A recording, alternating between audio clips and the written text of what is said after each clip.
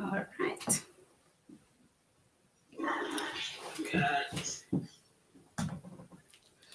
Hello, everyone.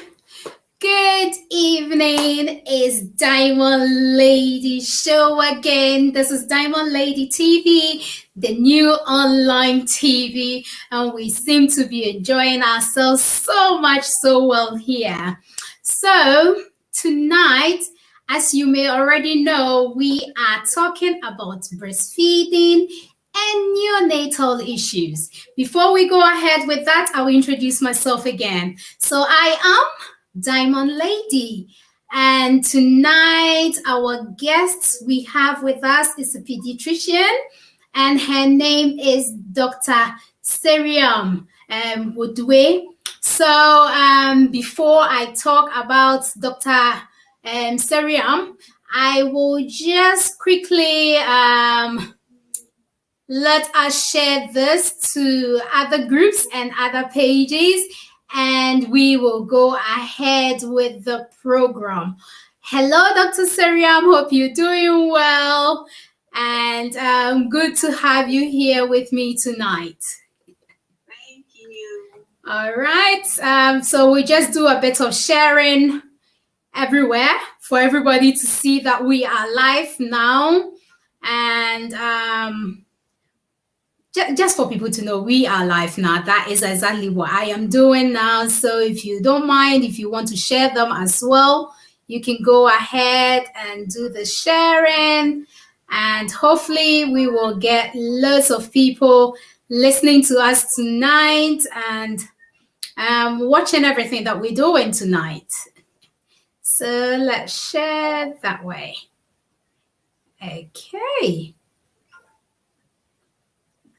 Let's see where else I've got to share it to. Okay, just a minute.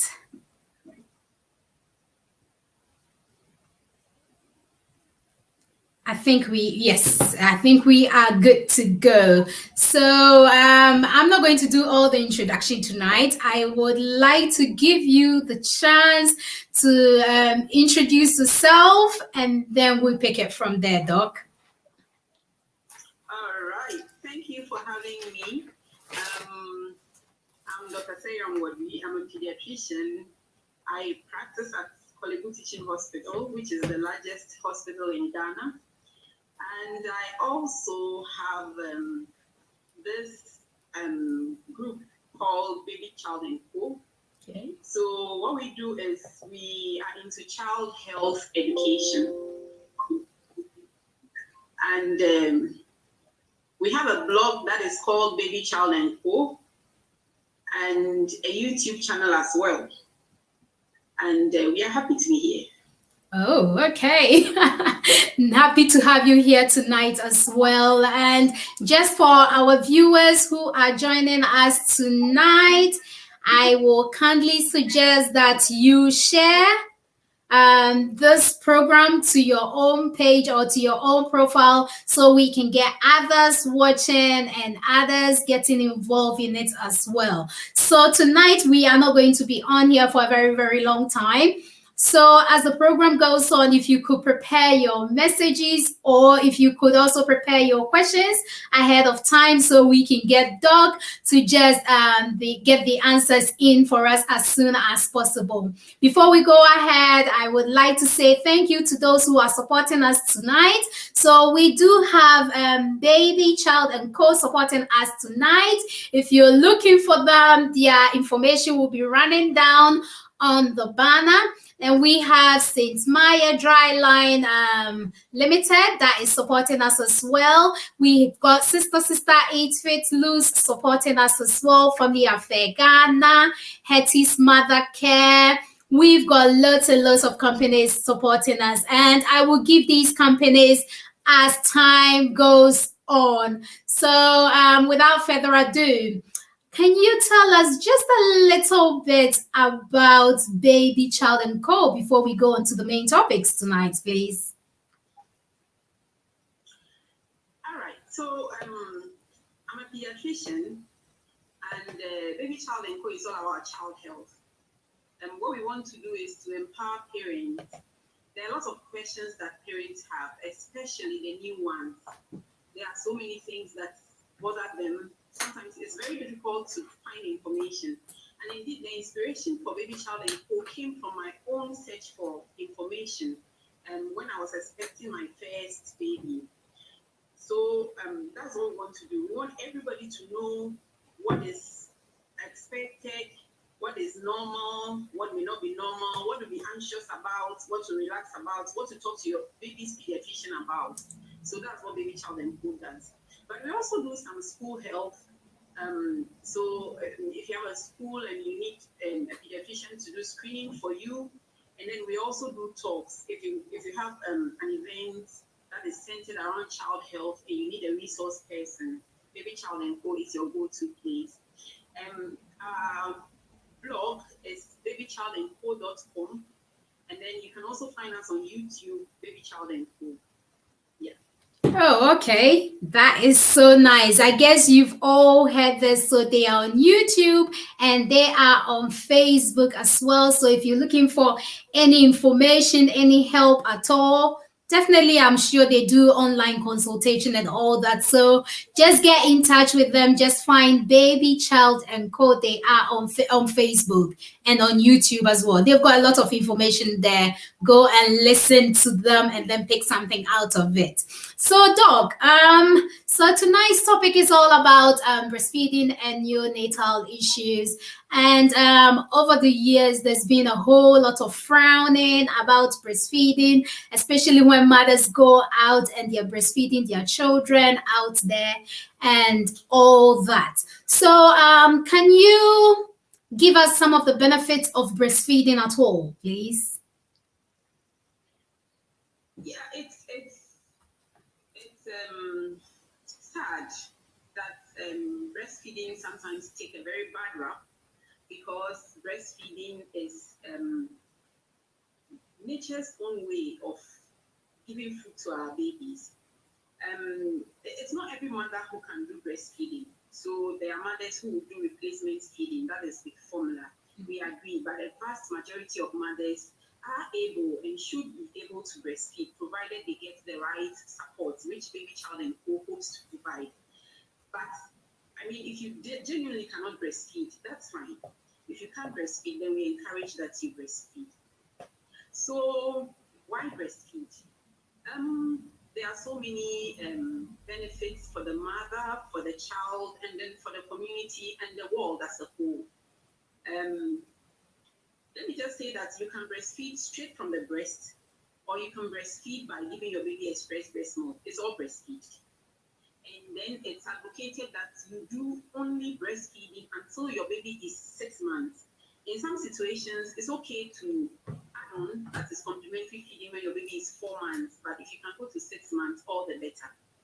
And let me just say that if you cannot breastfeed, and you don't need to feel guilty about it, it's good though that you consult so that it will be a decision between you and your baby's pediatrician that you really cannot breastfeed, because sometimes they are just small issues that bother us, and then we get frustrated and then we give up so easily. So the benefits for the mother, if the mother breastfeeds, we know that breastfeeding forms this bond between the baby and the mother. So we call that bonding. To breastfeed your baby, you hold your baby close to your skin. Actually, the baby is on your skin when you are breastfeeding. So you form this friendship, this special relationship. It's actually a bond with your baby from breastfeeding. And breastfeeding for the mother also helps to gain your pre-pregnancy weight. You regain it faster. So we know that when you're pregnant, you tend to put on a lot of weight. Majority, some people don't put on weight anyway, but a lot of women put on a lot of weight. And then when you deliver, you really want that weight to come off. You want to be able to fit into your jeans again and maybe go to the beach. Yes. So when you breastfeed, you get your pre-pregnancy weight back faster. And breastfeeding also protects us, the mothers, from some forms of cancer. It protects us from breast cancer and other forms of cancer. So in a world where these days we have a lot of cancer being diagnosed, it's really a good idea to breastfeed your baby. It's a way of spacing your births as well. If you are able to do exclusive breastfeeding, it helps to space your births, because when you are exclusively breastfeeding, usually your menses do not return. And when you start adding on complementary feed, that your menses return. So that way, it also helps you to plan your family. And when you are sleeping and your baby must eat, it's so convenient to just give your baby breast milk. You don't need to get up and maybe warm water and warm something and mix something with something, and that's when you're feeding your baby. So breastfeeding is quite fast. It's not easy, yes, but when you are hard pressed for time, it's really quite fast. So those are some of the reasons.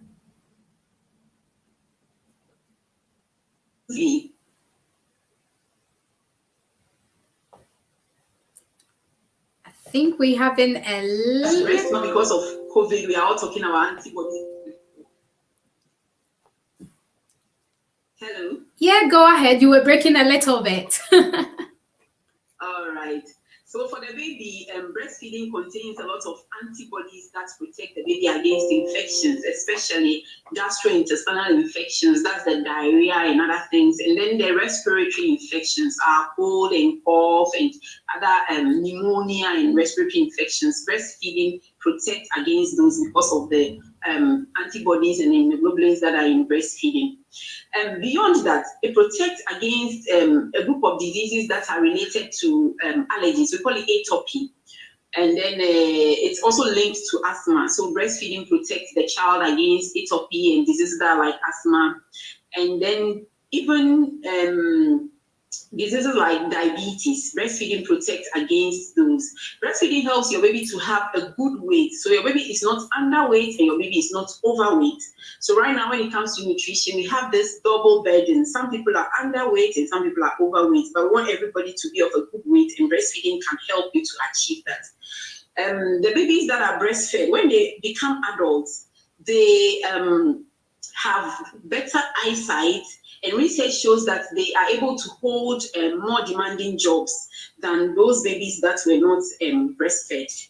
And the bonding that they form, the bond that the baby forms with the mother, is something that they can depend on for life. Okay. Now let's talk about environment. We know that if you are doing replacement feeding, the feed comes in tins or in plastic containers and so on. And right now we are talking about a lot of pollution. We are talking about environment. We want to keep our environment so that our children's children can also inherit a good planet. So breastfeeding actually protects the environment, because then you are not going to use a lot of plastics. You're not going to use a lot of tins. Yes. When we are doing replacement feeding in low resource countries like ours, like Ghana, where I'm speaking from, the thing is that sometimes water, clean water, can be a problem. And when you're doing replacement feeding, you need to mix the feed. If it's not already prepared, you need to mix it with water. So sometimes the hygiene is not so good, and then the water sources are not so good, and then the replacement feeding can put your baby at risk of diseases from bad, water that is not very sanitary and so on and so forth. So when you breastfeed, you don't have to worry about that. And of course, financial. Breast milk is, you don't buy it. More economical.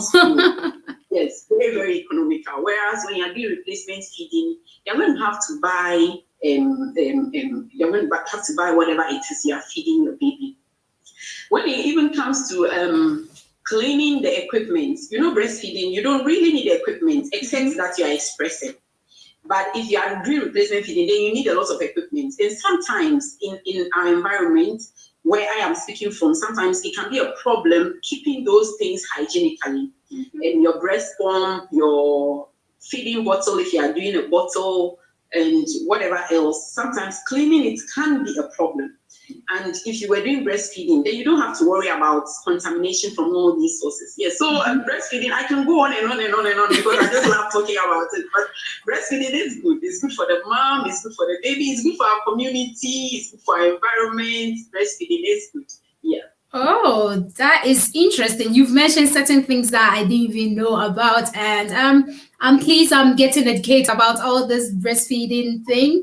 So, the next question would be, how do I tell if the breast milk is enough for my baby? Because sometimes the mothers, they are not too sure if they've got enough milk for their babies, or their babies are satisfied enough with the breast milk. Yeah. So this is a very valid question. I have personally had to struggle with that question. So and I get it a lot from my patients because as a mother, you really want to do the best for your baby. No Yeah. mother wants their baby to starve. When you breastfeed, what to look out for to know that your baby is getting enough breast milk. The first thing that confuses us mothers is that our babies tend to cry. You know, but I keep saying that babies cry for so many reasons other than hunger. When a baby is too cold, that baby is going to cry. When the baby is too warm, that baby is going to cry. My diaper has been soaked for an hour. It's making me feel so miserable. The baby is going to cry. The dress I'm wearing today is so scratchy. Some piece of thread is tied around my toe. That baby is going to cry. I'm overstimulated. There's just too much noise. The baby is going to cry. It's too quiet. Where is my mommy? Baby is going to cry. So it's important not to interpret every cry as hunger. Having said that, if your baby is able to wet 3 to 4 diapers, well soaked diapers in a day, most likely your baby is getting enough. And then if your baby feeds and then during the day, at least for one period during the day, for one time, your baby can sleep for at least 3 to 4 hours, your baby is getting enough breast milk. There's this countenance or there's this facial expression of contentment that you can find when the baby has stayed at the breast for long. That baby is content because the baby has fed well.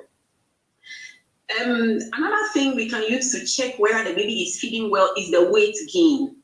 So where I'm speaking from, we have we go to, we call it weighing. You know, it's actually your child welfare clinic, but we call it weighing. So when you go to weighing, you can ask we all have the book. Every mother has the book, the child health record book.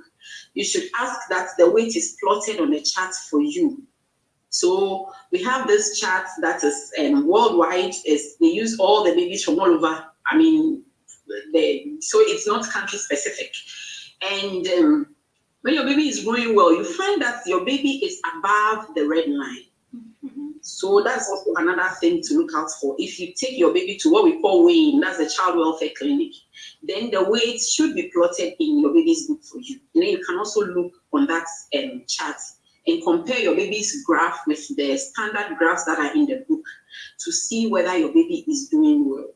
I find that the mothers who give up quickly, their most important or their greatest worry is that their babies cry.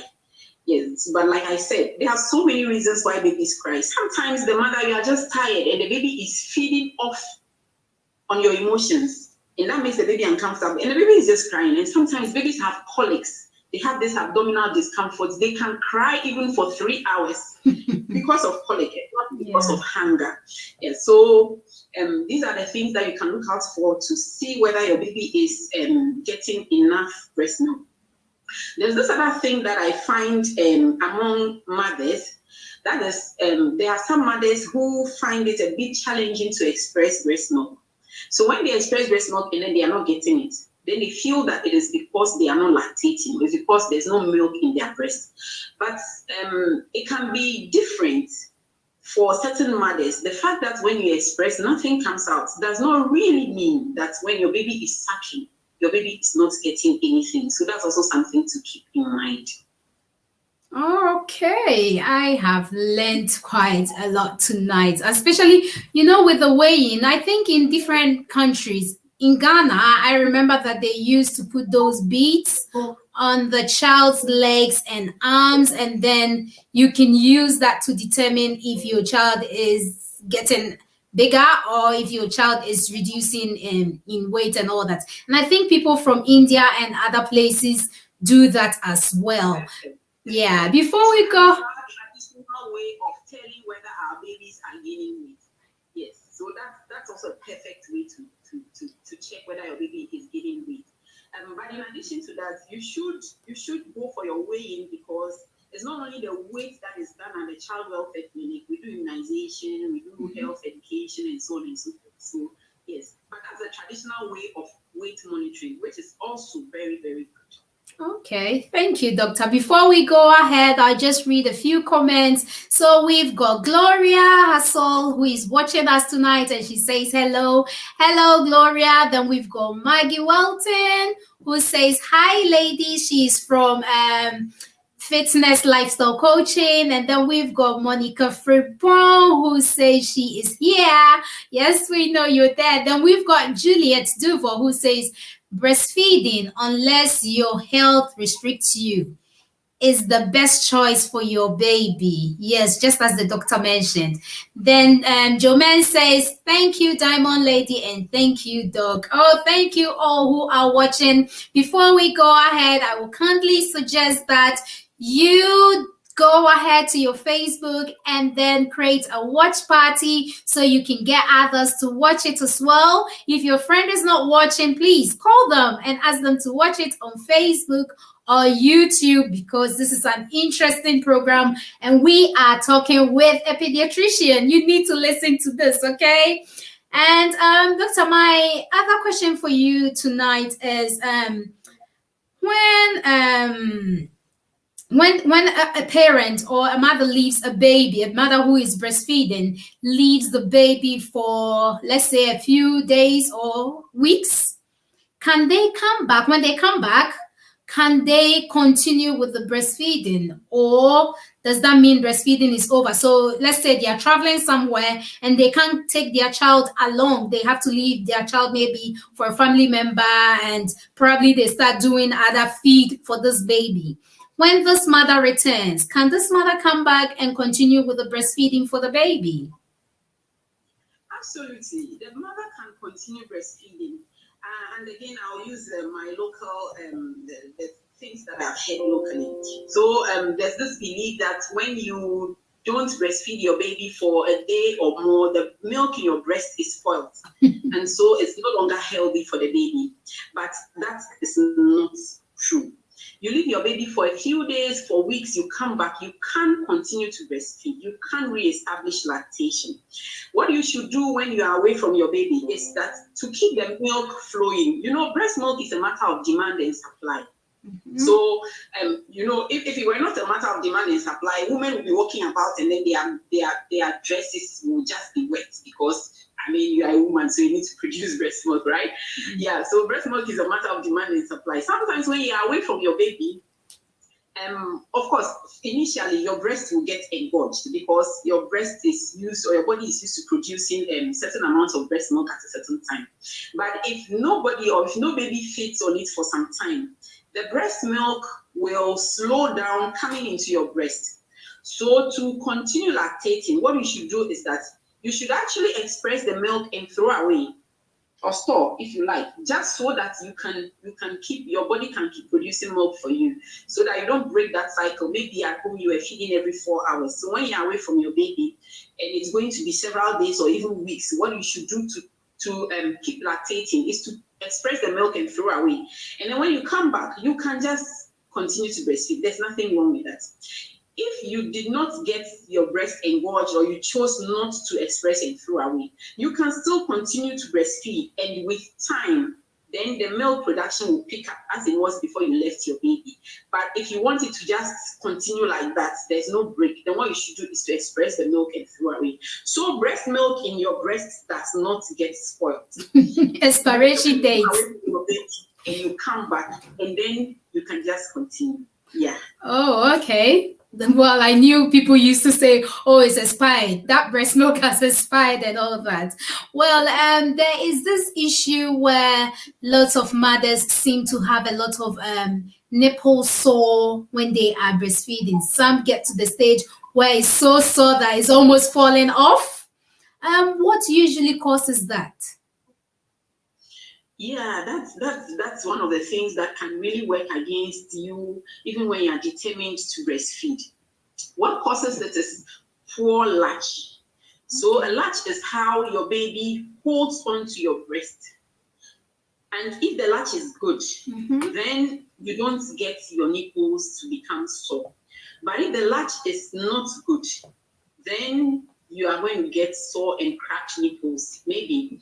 And in the first few days, especially if it's your first baby, it's a bit tricky. You need to learn how to hold your baby or attach your baby to the breast, and the baby also needs to learn how to attach. So both of you are learning. Yes. So in those first few days, you need a lot of support. Our midwives are empowered to provide that support. Our nurses are also empowered to provide that support. Our pediatricians do that. What you should do is that when you put your baby to the breast, the baby is not supposed to hold onto your nipple. The baby is supposed to hold on to what we call the areola. So the baby's mouth should be open such that the black portion that is immediately behind the nipple, more than half of it, or almost all of it, is enclosed in the baby's mouth. And actually, that's where the milk comes from. The milk does not come from the nipple. So when your baby is holding onto your nipple and sucking the nipple, then the nipple can get sore. But the nipple is just supposed to be in the baby's mouth, and the mouth should be attached to the areola, which is the black part behind the nipple. Okay. So what you should do when you realize that your nipple is getting sore is to seek help, because it can just go on, and the nipple becomes all sore and cracked, and it's so painful to breastfeed, and we don't want that to happen. And sometimes it's so sore, and then it can get infected, and then it may not even be healthy for the baby anymore. So it's all about attachment, or the latch, how the baby latches onto your breast. And if you are experiencing difficulty, please find help, so that, because this is so painful, and if you don't manage it well, then you will not be able to breastfeed. Okay. I do remember people saying, oh, you need to put Vaseline on it, you need to apply that and all that. Well, we'll leave that and come back to that later. Oftentimes you see a baby having lots of hiccups, and most mothers worry about it so much, and sometimes they are not too sure what to do with their babies. So, what actually causes these hiccups? Is that a problem at all? Hiccups are no problem for babies, not at all. In fact, sometimes you find that your baby is hiccuping and you are so anxious, the next moment your baby is smiling. Hiccups are not a problem. If they are a problem, they are a problem for the mother and then the other people around. But hiccups are not a problem for the baby. The babies, they can hiccup all the way, they still grow well, they still feed well, they still do everything. Hiccups are not a problem. Hiccups are caused by, there's this muscle beneath our rib cage that aids in our breathing. It's called the diaphragm. So hiccups are caused by irritation, or let's say some stretching of the diaphragm. So the diaphragm, it moves up and down when we breathe. Yeah.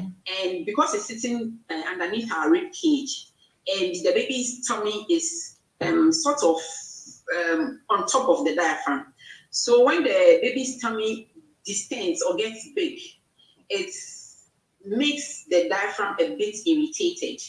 And because the diaphragm is irritated, the baby is forced to sort of just drink in or swallow some air. And then in swallowing the air, there's this sound that the characteristic hic, the sound that the babies make is made. But it's all about stretching of the diaphragm. It is not a problem at all. So what causes hiccups, or what makes the babies, what makes the diaphragm get stretched or irritated or whatever, and brings the hiccups? So, like I said, sometimes a full tummy can do that. A baby's full tummy can do that. So overfeeding a baby can do that. Okay. Sometimes the baby is swallowing in the feed, during the feeding. Again, it's related to how the baby is attached. Sometimes the babies are not attached well, so they are just gulping a lot of air. When you're feeding and you hear this sound, your baby is swallowing a lot of air, and that baby may get hiccups because the air goes into the stomach and makes the stomach bigger, and it irritates the diaphragm. But sometimes when you are using feeding bottles, the bottle, the teeth, the nipple, the hole in it, sometimes it's too big. So the babies tend to take in a lot of air. Or sometimes it's so small that the baby is struggling so much to bring, like, get a food into their mouth. Yeah. And so that can also do that. So that's also something that you can watch. And yeah, those are the things that can cause hiccups. So it's not a problem for the baby. In fact, sometimes you would think that they're even enjoying it. It doesn't mean that the baby is thirsty, because if you are breastfeeding, more than 90% of breast milk is water. Okay. Again, if you are doing replacement feeding, that's formula. Most of it is water. So it does not mean that your baby is thirsty. Hiccups tend to go away on their own by the time the babies are 1 year old. So it's only when the babies are past 1 year and then they're hiccuping, or they hiccup for several minutes and they're not stopping, then that's when you need to seek advice.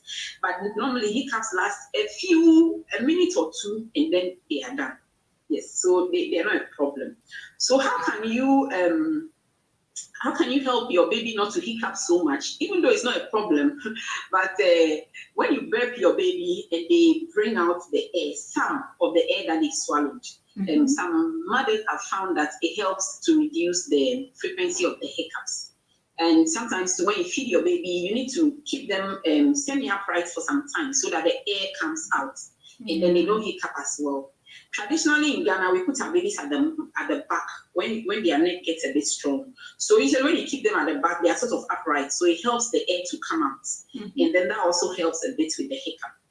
And what you should not do, there are things people do. People press on the fontanelle, that is the space on top of the baby's head that seems to oscillate or go up and down. People press it because they want the hiccup to go away. You should not do that. It's a lot of distress to the baby. People pull the baby's tongue. They believe that it helps to stop the hiccup. You can hurt your baby when you do that, or people just startle the baby. Well, I mean, if you can startle your baby, and the baby will fall from your arms. And of course. Then that's a problem. So yes. So they go away on their own. They are not a problem. They are a problem to the mothers because sometimes they feel that the babies are suffering, but they are not a problem at all.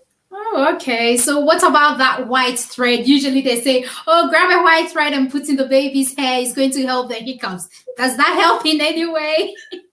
That is in Ghana culture anyway. Yes, not that I know of, but I mean, it's thread, it's so light. It's not that heavy. So yes. Yes, it may not hurt your baby, but it doesn't help with the hiccup. Not that I know of anyway. All right, Doc. Thanks for that. So just a few shout out to people who are listening to us. So we've got Sheila B, and she says, hi, Diamond Lady. Hello, Sheila. Thanks for watching. And then we've got Dumifia. Sorry if I'm not mentioning your name right. And I think it's a he says, great job, Doc.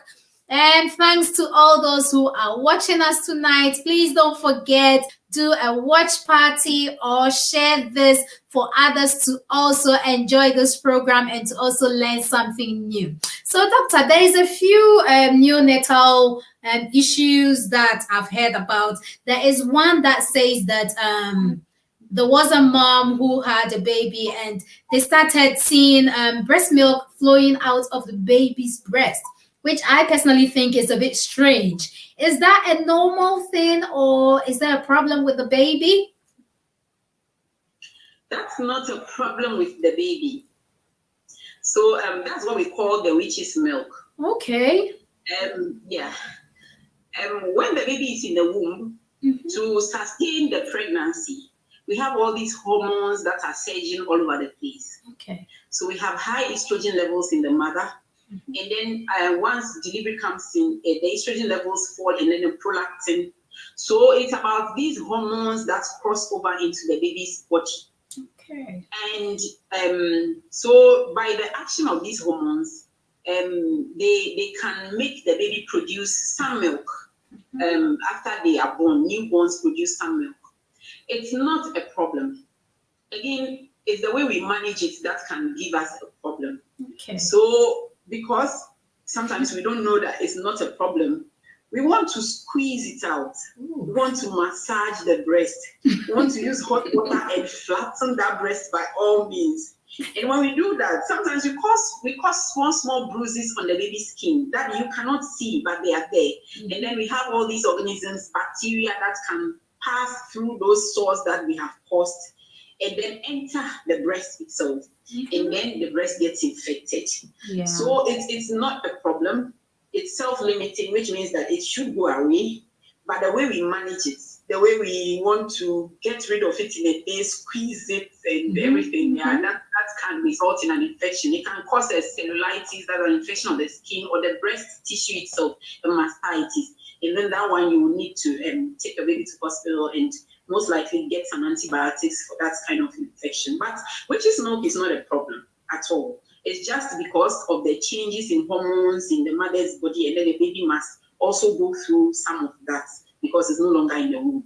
Oh, interesting. Well, I was quite shocked when I heard that. I thought baby with a milk. It's just a baby. How come it's got milk in the breast, you know?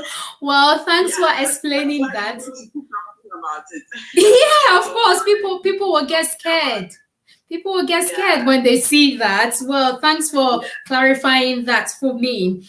And there is this other one which you hear people say that there is blood coming out of my baby's vagina. Which is quite a strange thing, isn't it? What is all this about, Doc? So the same thing, it's the same explanation for the witch's milk. If the baby is a girl in the womb, the way the hormones affect the mother, who is a woman, the same thing happens to the girl. Women menstruate because of the interplay of hormones. Some hormones are up at certain times in the menstrual cycle, and then some hormones are up at other times while the other one is coming down. So it's the same interplay of hormones. So we call it pseudo menses or false menses. So it's like menses. A baby is born, and maybe a few days to a week, there's some blood coming out of the baby's vagina. It is normal. Your baby, a girl baby, it's normal. It was, again, self-limiting, which means that it will stop on its own. It's just the interplay of hormones. The baby was in the womb and got exposed to all these hormones, and the baby has come out, and it's not, the hormones are coming down. So it's the same thing, it's normal. Even before that, you may see this whitish or creamish vaginal discharge. That's for adults. Yes, but the baby girls also have that. Okay. Same thing, same mechanism, yes. But it's just that because it's not blood, we tend not to notice it as we do the blood. I mean, blood is scary, you know? Yes. So everybody notices that one, yes. So the same interplay of hormones. And then beyond the neonatal period, it doesn't happen again. Beyond the neonatal period, if it's happening, then that's a problem. Yeah, but in the neonatal period, baby is born, maybe is a week old, and there's some blood coming from the vagina a little for a few days, maybe 1 day, 2 days, 3 days. That is not a problem at all for a baby girl. Oh, okay. So we don't need to do anything about it. But if you are unsure, it's always a good idea to show it to your baby's pediatrician. Then they can advise you, because aside this, especially if the baby is older, there are things that can cause them to have vaginal bleed, which are not normal. Yes. So especially if the baby is older, or if you are not sure, you can always let your pediatrician and look at it. Okay, learning a lot tonight. So, Doc, there is this other thing where sometimes you see babies with yellow eyes, you know, and you hear people give advice, especially when it was back home. You hear people give advice, oh, put breast milk or do that and do that. Is it normal for babies to have yellow eye? And what is the solution of getting this yellow eye sorted? So yellow eyes and the skin in a baby is what we call jaundice.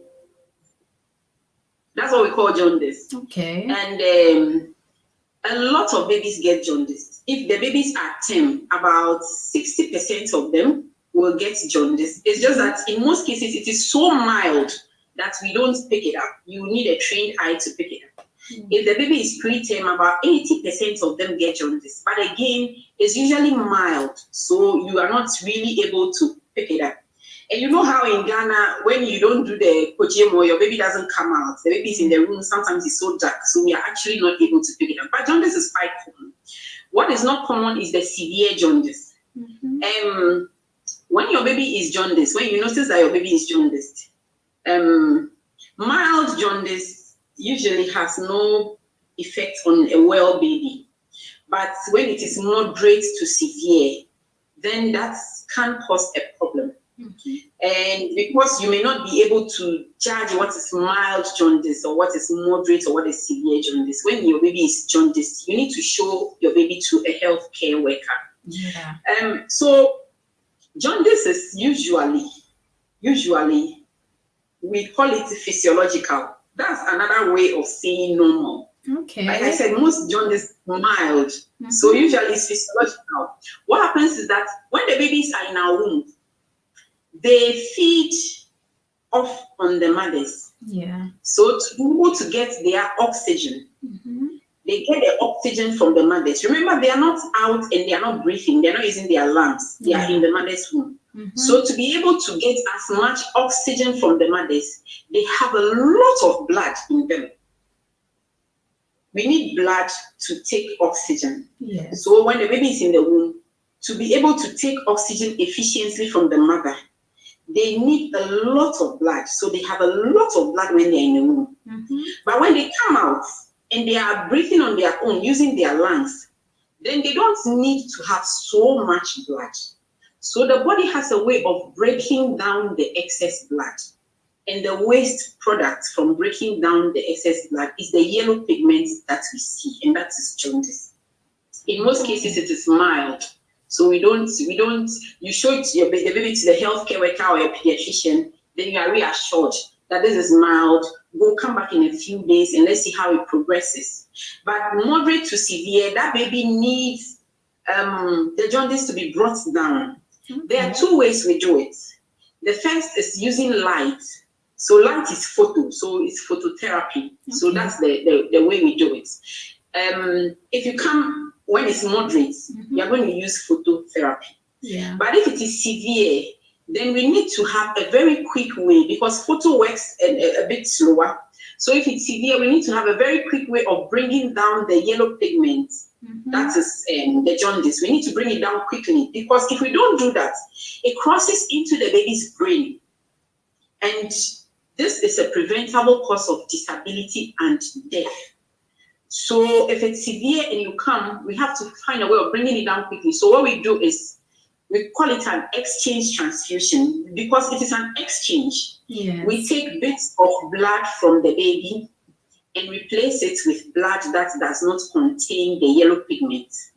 This yellow pigment is called bilirubin. So we take blood from the baby, we take the baby's blood, and when we take it, some of the bilirubin, which is causing the jaundice, comes out with it, and we replace it with blood that does not have the bilirubin or the yellow pigment. So we do that over time in small bits. Over time, then we bring it down. So that's what we do. It's unfortunate that I have colleagues who have worked elsewhere and they have never seen severe neonatal jaundice. And one of the reasons why in Ghana we have severe neonatal jaundice is this practice of keeping our babies indoors until we do the outdooring. Yeah. So then when they have a bit of yellow, we don't see it. By the time somebody notices it, the baby is very yellow. And then when it comes, then that baby must have exchange transfusion. And we have all these problems. Exchange is not lightly done because it's a blood transfusion. You know, there are problems with blood screening. There are even problems with availability of blood.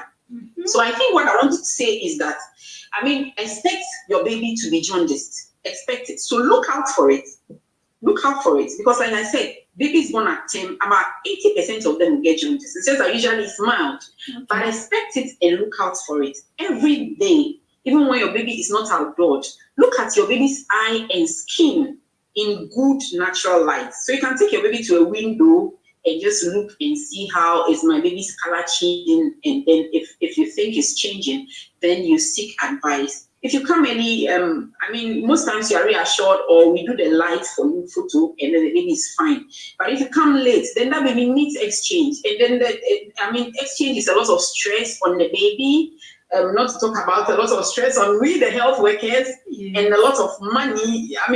You don't want that to happen. So look out for it, expect it and look out for it. Oh, this is so lovely. It's been the shortest 45 minutes ever. I wish we could go on and on and on. And because there's something else to be done elsewhere by you, dog, I understand. And people watching tonight, if you've got any question, quickly drop it. Let dog answer before she goes away. But then, thank you so much for coming. I am sure we're going to bring you back here another day to continue with this topic. So, what are your last words for us, Doc? I like to talk about babies, and so babies they are precious. Babies are, I mean, aside the fact that they are so cute, they are precious. I mean, you just look at this little human being that has been entrusted into your care. You want to do the best for your baby, but sometimes we have all these questions that, I mean, sometimes we don't know where to get the right answers. Sometimes we don't know who to talk to. Sometimes we just unsure. Yes, if you have those challenges, that is where baby child and who comes in. So, like we have said, we're on Facebook. You can find us on YouTube. Our blog is babychildandco.com. You can go there, and then there are some of the answers to your questions there. If not, you can put a question and we'll reach out to you. You can actually also reach us via phone and have a discussion with us. We are interested in helping you. We are interested in making sure that your babies grow well. We want to give you, empower you so that you can do the best for your babies, so that the babies can be the best human beings that they can be. Yeah, so reach out to us. If you're struggling with breastfeeding, if you're struggling with any neonatal issues, even beyond the neonatal period, today we talk about neonatal issues, but I mean, it's babies and children. So anything baby, anything child, we want to help you. So you can reach out to us, and then we will help you. We will help you. We will actually give you the help that you need. Yeah. Oh, thank you, Doc, so much. We really appreciate you coming tonight. Let's see. Oh, so we've got our sister Monica who is saying, well done, Doc. It looks like people are really appreciating you coming here tonight. And hopefully, when we call on you next time, we hope you're going to come and then give us a few more lessons. So please, just as Doc has said, you can find her on Facebook. Go and find Baby Child and Co. They are on Facebook. And go and listen to them on YouTube as well. Go and find their blog, which is Baby Child and Co. Even if you type in just that, I went to Google, I just type in that, and their website or their blog page just popped up. So if you want more answers, just go there, find answers, or call them. Let them give you the help you need. I know you've got to go away, Doc. So thanks so much for coming. Have a good evening, and I'm going to try and wrap up now. Thank you, and see you soon. Have a good evening. Thanks once again. Bye. Bye-bye. Hi, everyone. So I just want to say thank you once again for watching us tonight. And tonight's program has been a good one. So just before we go, I want to say thank you to all those who supported us tonight. So we had St. Maya Dryline Limited, which is based in UK. Sister Eat Fit and Lose. If you want everything about healthy lifestyle and fitness, go look for them on Facebook. We've got Hetty's Mother Care. They are on Instagram and they are in Accra. If you want everything mother care. Then we've got Mama Z's European shop. Their information is running down below. They sell a lot of keto stuff. Then we've also got NK Pizzles. They are in Ghana. Everything photography. Go and contact them. We've got Family Affair Ghana. They sell everything for the family in Ghana and in UK as well. If you're looking to buy puff puff, well-made puff puff, very easy to prepare puff puff, go and find Family Affair Ghana or Family Affair GH. They are on Instagram and they are on Facebook as well. You can buy from us here in England and buy the puff puff back in Ghana as well. We are also supported by Sister United Foundation, where they give a lot of caring to people out there in Europe or in England, back in Ghana as well. So if you know anyone who needs the support of Sister United, get in touch with us. Send us a message on Instagram, because we know loneliness is not a good thing. So that is what Sister Foundation offers. They call people day in and day out to encourage them, just to have a conversation. Loneliness is something that we need to get out of the system, where people are just destroying themselves. So if you know anyone who needs a support, who needs all that charity support, because Sister United Foundation is like is an NGO, and we are supporting people in England and we are supporting people in Ghana. So we call people back and forth, and wherever we can help, if it is clothing wise, anything that we can do to help, we are helping masses out there. Get in touch with Sister United Foundation, and they are on Instagram. If you're also looking for puff puff to buy in Ghana and in England, definitely it is Sister United Foods. They are on Instagram, or find Sister United. They sell it here in Europe and in Ghana. In Europe, you can find us on Etsy and on eBay as well. Sister United, you can buy from them. Then we've got Kayak Cooking. They are in Luton. If you're looking for fresh Ghanaian meals to buy, you can pre-order and they will send it to you wherever you are in and around Luton. You can get all that you want: the banku and tilapia and the pepper soup, anything else you can buy from the Sinaka kitchen, and they are in Luton. So tonight, our guest has really done well. She's done a lot of explanation with breastfeeding and neonatal issues. We are definitely going to have her back with us next time. So watch out and come back for more information on all this. Tomorrow is Val's Day. Hey, Valentine is coming. Valentine is coming. Hey, tomorrow is going to be a special day. Make sure you join us tomorrow. So tomorrow's program is going to be at 7 p.m. It's not going to be at 6:30. It's definitely going to be at 7 p.m. Don't miss out for anything. It's going to be about love, sex, and relationship. Please come and join me and my two invited guests, and it is going to be buju buju, butu butu. Come and listen to us. You're definitely going to enjoy tomorrow's program. Come and grab some tips for your night. If you've got someone in your house, grab some tips and then go and use it that night and then your days to come. I hope you've all enjoyed the program tonight, and thank you to all those who were able to watch us tonight. Please keep spreading the word about Diamond Lady Show. We are on Instagram under the name Diamond Lady TV. We are on YouTube as well, and it's Diamond Lady TV. Then here on Facebook, obviously, it's Diamond Lady TV as well. But this is the show, which is Diamond Lady Show. So people who cannot watch it on Facebook can definitely go to YouTube and watch it. And we're going to try and post the same program on our Instagram page for people to watch as well. Please spread the word, spread the love, protect yourself, wear your mask.